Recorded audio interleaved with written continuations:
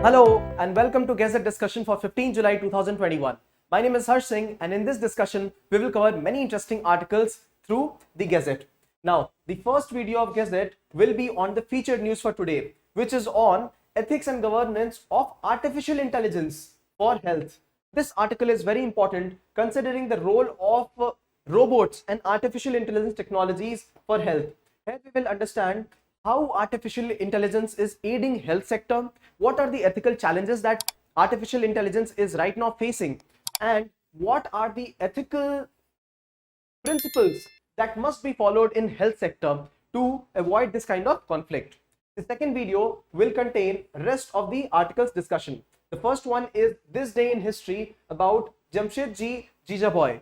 New snapshots. Three important update articles for you are: one, first on livestock schemes which have been merged in three basic schemes.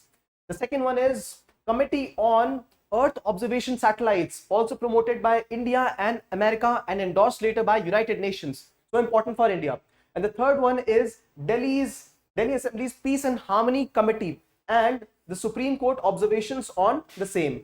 Image of the day is a striking image of the Great Salt Lake in USA, and we'll come to know more in the image section. Terms and concept. The first term and concept we have for you today is National Maritime Security Coordinator, who will report directly to the National Security Advisor. The second term and concept is Green Hydrogen Mobility Project in Leh Ladakh. The third one is BHIM-UPI, now initiated in Bhutan as well. And then we have Few-Electron bubbles and the concept relating to quantum mechanics. Now, editorials of the day, two important editorials. One is the role of women after pandemic, how they have gotten impacted because of the work conditions and their employment. The second one is on the healthcare system, which needs newer ideas so that we stop the reactive approach to health system and become more proactive towards it. So new ideas in this editorial. And the case study is on afforestation via seed bombing, a novel technology being used in Assam. This day in history is the birthday of Jamsetjee Jeejeebhoy. Who was he? Sir Jamsetjee Jeejeebhoy was one of the industrialists, a successful merchant and entrepreneur during the times of British era, right? So he was born on 15 July, the same day in 1783. That means 18th century, right? And during these times, if an Indian was such a successful businessman, then Britishers always would want to be friendly with them. And that is why the Queen gave knighthood to him. She gave him the title of Sir. He was the first Indian to receive this title, and therefore a very prominent figure. He made a lot of profit in the trade of opium and trade with China during those times, and he also did philanthropic activities like finding the JJ School of Art and JJ Hospital, right? So this is about this day in history. New snapshot. The first snapshot is on livestock schemes which have been merged into three important schemes. So various schemes which were existent in less coordination with each other now have been merged under three umbrella schemes. The first scheme is about development of the bovine varieties, right? The cattle. The second scheme is on the health of all the animals. And the third one is on infrastructure development relating to first and second, right? So if we discuss this scheme in detail, the first scheme talks about all the schemes: Rashtriya Gokul Mission, National Program for Dairy Development, National Livestock Mission.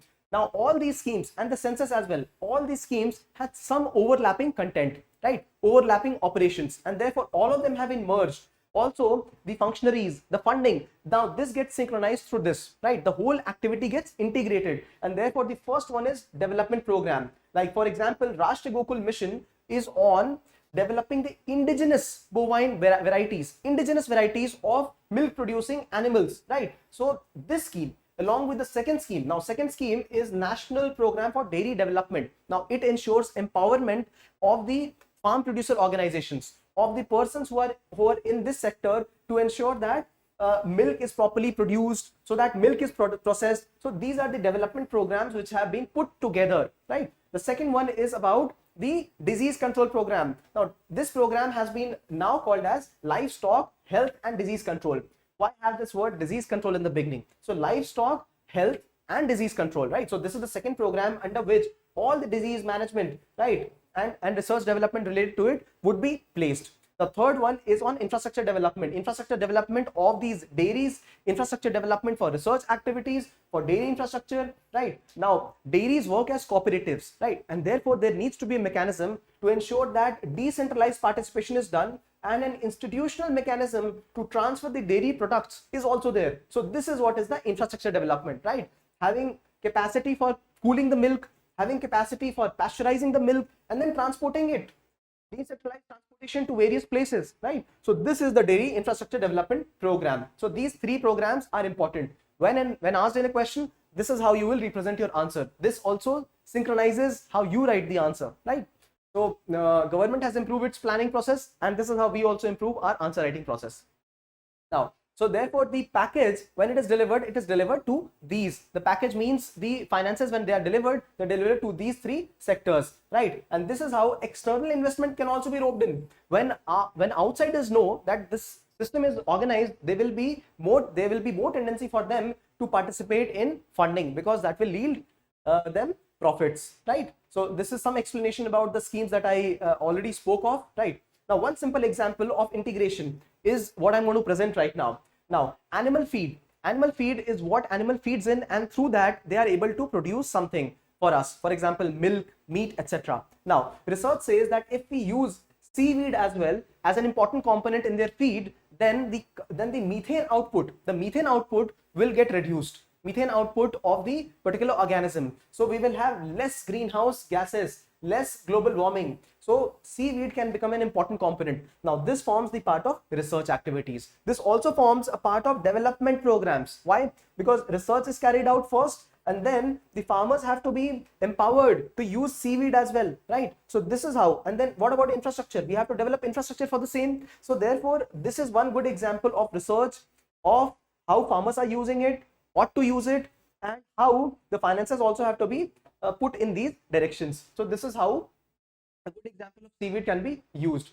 Snapshot number 2, CEOS coast. What is it? Now this is very relevant for India. Why? Because India has collaborated with America, United States of America, to have an important committee on Earth observation satellites. Now this committee is going to ensure that the coastal observation application services and tools are executed, right? This committee is going to ensure that there is a precise locational analysis of all the resources in the coastal areas, right? So having coastal data, how will this help? Now this will help in two important ways. One, disaster risk reduction, and two, coastal resilience, right? So these are two important ways this collaboration is going to help. This collaboration is between ISRO and NOAA. Now NOAA is the alternate of NASA. NASA is for space and NOAA is for the ocean bodies for America, for United States of America. So National Oceanic and Atmospheric Administration. So these two organizations have led this CEOS, right? Committee on Earth Observation Satellites. So this is what is the organization about, and United Nations also has endorsed it. So therefore very important from UPSC perspective, right? So this is what this news is about. This is significant because now we will have more actionable knowledge. The knowledge that we have, that will become more actionable. We can act on that knowledge, and it can help disasters reduction. It can help in making the coastal areas more resilient. And this is where we must study what United Nations Ocean Science for Sustainable Development talks about, right? So this current decade 21 to 30 is on sustainable development in the ocean sciences as well, right? So the three important objectives of this decade, objectives of United Nations for ocean development, are identify the knowledge regarding it, make it comprehensive, make it integrated, and have a better use of it. So it is very simple, right? It is fairly simple. However, the second part is the most beautiful part of this article, right? How the challenges that we have all have been represented in this figure itself. So first is pollution. Just remember, this is for your memory, this is for your brainstorming sessions. So pollution, biodiversity loss, population management in the coastal areas, right? Why population management? Now coastal areas are the areas where more than 50% population of the world is actually located, right? So therefore population management in the coastal areas becomes very relevant, right? Now Why at coastal areas is there more population? First, trading activity. Second, presence of water, right? So these are important things related to population at coast. Economy, coastal economy has to be handled. Climate change, one of the important avenues which is getting affected because of global warming is climate change around the sea, around the coastal areas. Resilience of the community related to it. Observing the ocean, right? Having the digital representation of all the data, around all the parameters, right? Having skill and technology, and having a good relationship, a renewed relationship with the oceans. So this is the challenge for us, and this is what presents the opportunity, right? Opportunity to have a clean ocean, opportunity to have a resilience of the coastal infrastructure, right? Productive ocean, predicted ocean. So this is what we can infer if we act on these challenges, right? So this is a beautiful summation of how we can act on the ocean areas. Snapshot 3. Snapshot 3 is an important snapshot relating to the legislative norms and how Supreme Court has dealt with. Now, 2020 saw Delhi riots, right? And therefore, the Delhi Legislative Assembly, it initiated a committee called as Peace and Harmony Committee. This committee was initiated and it called to understand what were the nuances of this riot and how can it be avoided in future, right? So Facebook's important people who are working in India, they were summoned by this committee of Delhi Legislative Assembly. Now, the contention of Facebook is that this committee, this Peace and Harmony Committee, is not the primary agency who should summon the Facebook officials. Why? Because primarily it does not have the authority.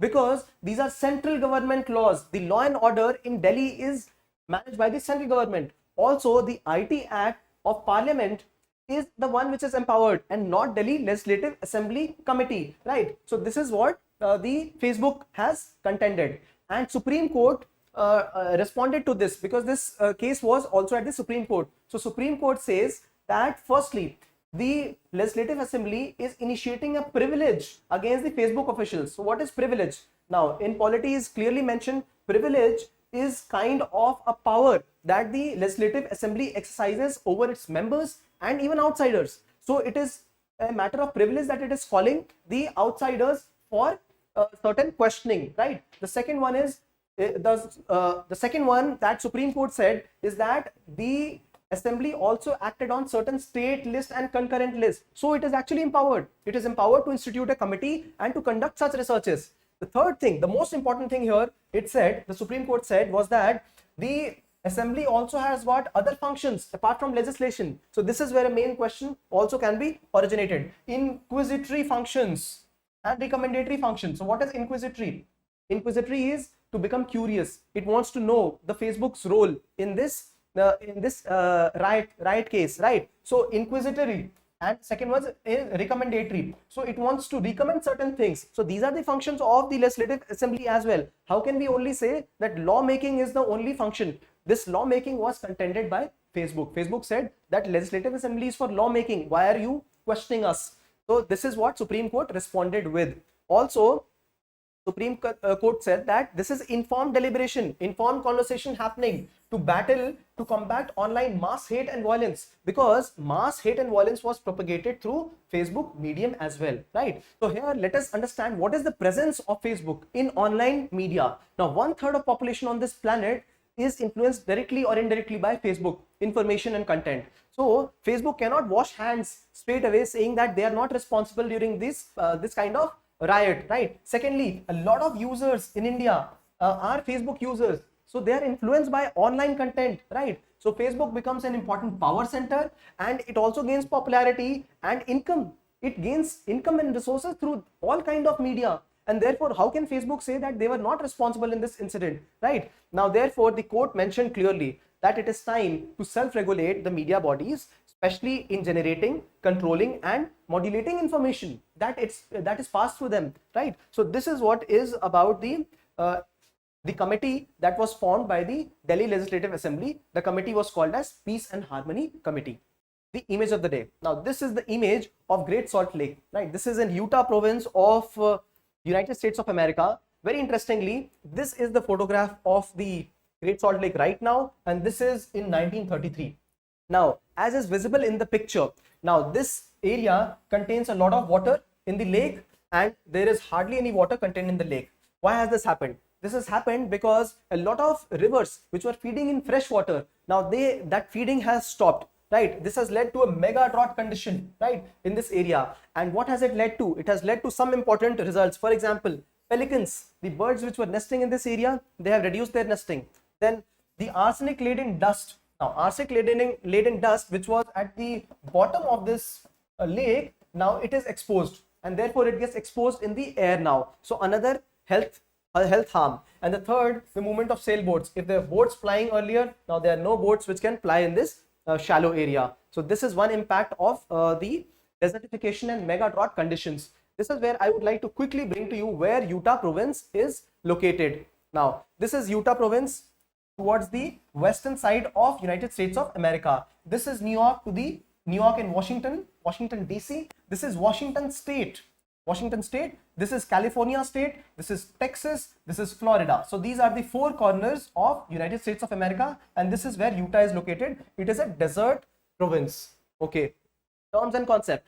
The first term and concept for today is National Maritime Security Coordinator. Now very clearly it shows that this is an institution, a powerful institution of the organization. Now what is its aim? The two aims that it has are to ensure security and second, energy security. So security, infrastructure, architecture in all the coastal areas and energy security in these areas. Which areas? The coastal areas, right? So Maritime Security Coordinator. They will directly report to the national security advisors, right? So their main agenda is to coordinate between the coastal authorities, right? For example, the State Coastal Board, for example, Navy and the Coast Guard. So this is what their job is. Because all these three organizations have got some role in coastal security, somebody must coordinate the activities. Now this was also recommended by Kargil War Committee. This was also recommended later against having attacks like the 2008 terror attack in Mumbai. So if we have a central coordinating body, they will coordinate with all these organizations and then this will be a fruitful result for the security of the nation, right? Also, few important schemes of the government: Act East Policy, Sagar. Now, Sagar is a policy initiative, security and growth of all in the region, right? So, this is an important policy of the government on the basis of which Sagar Mala project, on the basis of which Deep Ocean Mission also have been formed. We discussed Deep Ocean Mission in one of the feature articles. So, a beautiful article talking about how India is going to ensure the coastal security. India is going to ensure the utilization of various resources from ocean bottom and fishes and tourism is carried out. Sagar Mala project is about building infrastructure around the coastal areas, right? The not only coastal areas, the waterways as well. So this is the main theme of NMSC, Maritime Security Coordinator. Second term and concept is on first green hydrogen mobility project. We have already understood what green hydrogen is, the difference between green hydrogen, blue hydrogen and brown hydrogen. Right. So quick recap into this. We have studied this in the snapshot last week. Now green hydrogen. Now first, before anything, we must understand the three kind of hydrogen: the green hydrogen, blue hydrogen and brown hydrogen, right? Blue and brown. Now hydrogen cells produce energy, right? But hydrogen also needs to be produced. Hydrogen also needs to be produced because it is not in excess on earth and therefore some energy needs to be utilized to produce hydrogen. And then hydrogen fuel is utilized to produce energy. So this energy is utilized, right, through green means, through blue means and through brown means. But production of hydrogen is also important. So production, when it is done through clean mechanisms, right, for example solar, so that is green hydrogen. What is blue hydrogen? When hydrogen is produced through mechanisms in which, although we use conventional sources, although we use sources in which the global warming gases are there, but the global warming gases are captured. So this is blue hydrogen. So it does not produce any ill effect for the earth. And what is brown hydrogen? We are using conventional modes which are pollution generating for creation of hydrogen. This hydrogen is later utilized for production of clean energy, right? So this is the distinction between green, blue and brown hydrogen. Important term, right? Could be asked in pre-exam. So what is this project about? So this is a green hydrogen mobility project, right? So for production of the fuel through hydrogen, we need some green source also. So what is the green source? The solar source. So solar source will provide in Leh Ladakh region, right, the hydrogen, which will be later used for energy generation, right? So 5 hydrogen buses will be plying in the region, in Ladakh region, and they will be using solar trees, solar carport, right, as a mode of green hydrogen. So what is this? What is this? This is the solar tree, and this is solar carport. So what is a solar carport? The covered area in which cars are placed, they could be using solar panels, right? The tree, the solar tree, one mechanism and one shoot, and then it could have a lot of leaves, the solar leaves, right? So this is what the innovation is about. Now this will help in having a carbon free economy in the Leh Ladakh region, right? And this will make the economy of Ladakh as carbon neutral. Third term and concept is on BHIM-UPI. What is UPI?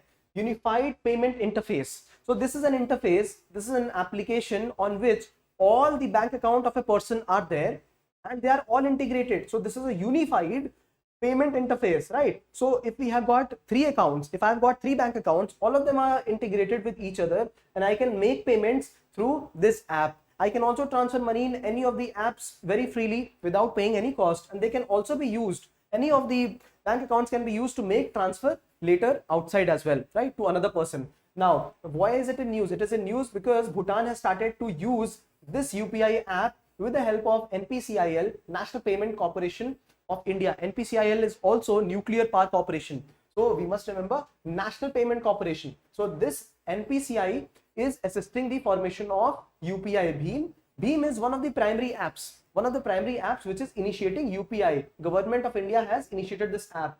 UPI is also aided through private apps. For example, Paytm, Google Pay, Phone Pay, etc. Right? So this is what it is about. This will also aid Bhutan's economy. This will aid tourism in Indian tourists in Bhutan. This will also, now Bhutan has also initiated the RuPay card along with the BHIM-UPI. It's the first country apart from India which has initiated BHIM-UPI apps. Fourth term and concept is on Few-Electron bubbles in superfluid helium gas. Now helium has got various properties. Now there is a time when this entity, superfluid helium, is created by having the helium at particular temperature and pressure, right? So superfluid helium has less viscosity. Viscosity is the property of having friction. So least friction is there in superfluid helium gas.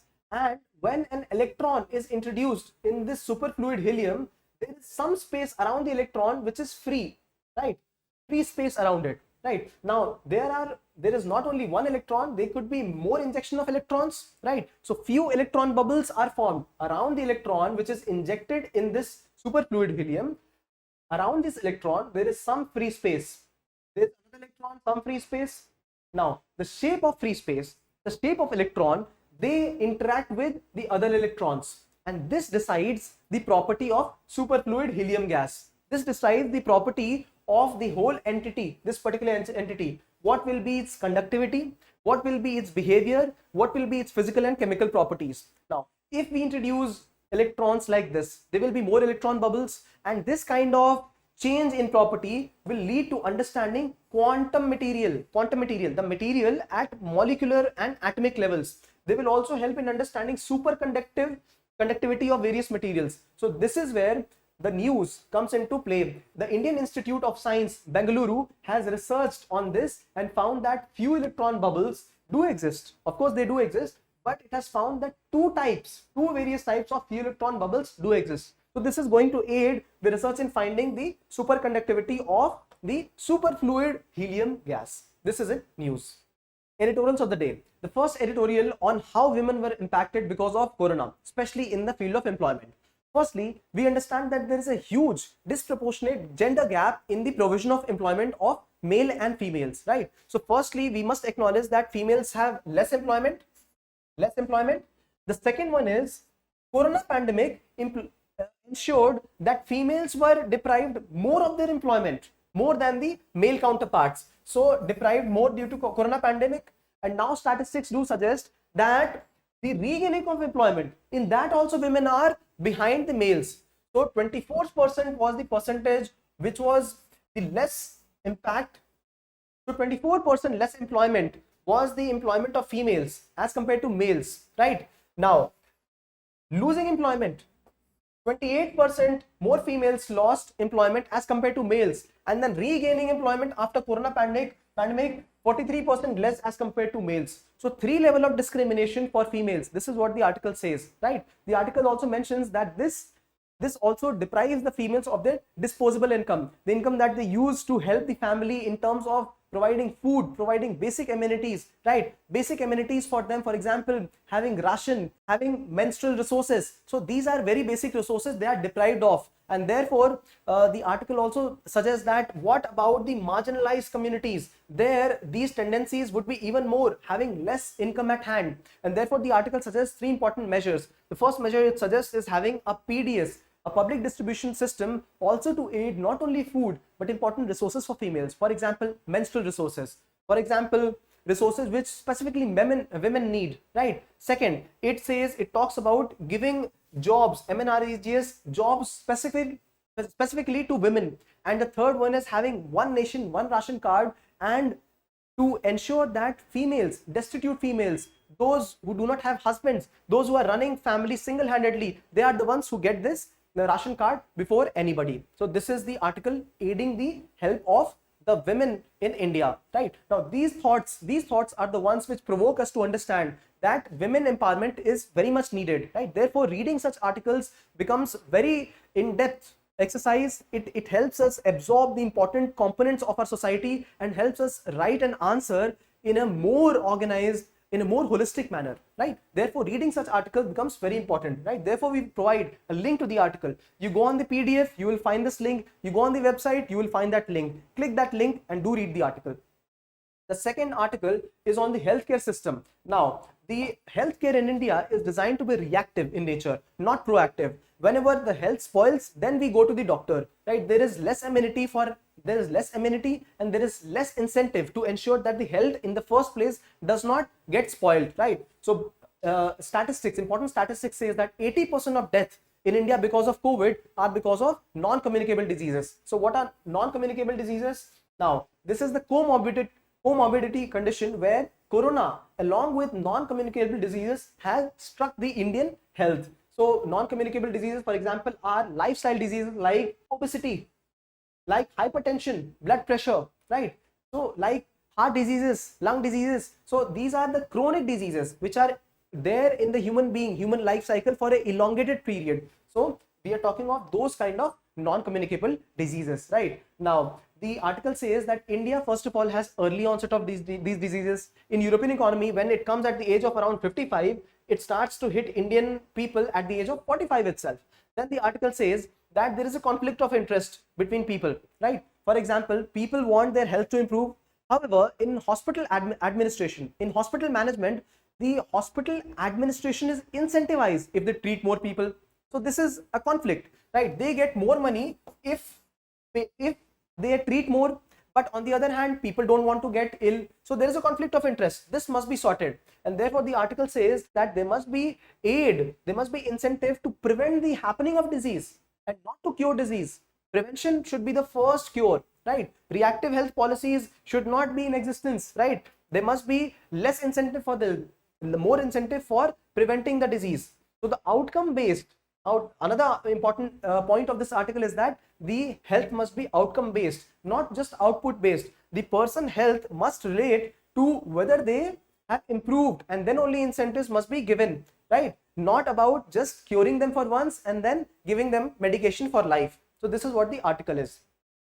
Case study of the day. Interesting case study from Assam. This is the article where we understand what is the concept of seed bombing and how it is aiding afforestation. Now, in India, around 23-24% area is forested, and we have to increase this area to 33%. This policy is aided through the concept of seed bombing. So this case study talks about how Assam is aiding afforestation in the region, right? Now here, this is where organic seed balls are formed, organic seed balls, and they are thrown into the green space, the overlying space, and this is how the trees breed. So a quick look at how it looks like. This is the seed. It has been placed in soil and it is placed inside a container. This container is a biodegradable container, and there later it is thrown into the soil from a distance, right? For example, thrown through air mechanisms, thrown by human physically, right? And now this is how it aids in the formation of a whole new plant, right? So this is especially used in rugged locations where physical mobility is restricted. So we throw the plants from a distance, right? And there's been a huge success rate in the replantation drive through this. Around 50% of these plants have come to life through this kind of aid, right? So they are thrown or dropped onto the earth's surface, and especially during rainy season. Why rainy season? Because this is the time when we drop them, they go deep inside the soil and they start assisting the formation of a new tree, a new life, right? So this is a beautiful case study here presented from Assam of seed bombing. Do note it. Through this, we come to the conclusion of today's discussion. If you have some articles that you do not understand well, do put them in the comment section. We will put an article on that. We will ensure that a term or a snapshot is put on the same article. If you have certain feedbacks, do put the feedbacks with us so that we improve. If you like the whole concept of the Gazette and Gazette discussion, do put a thumbs up. Do ensure to give feedbacks from your end so that we bring to you better products. Thank you.